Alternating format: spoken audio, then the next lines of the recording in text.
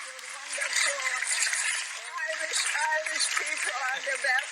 Yeah, The best. it's hard to believe, but you actually felt sorry for the people who I decided that perpetrate they this were the horrible crime. prisoners, not me.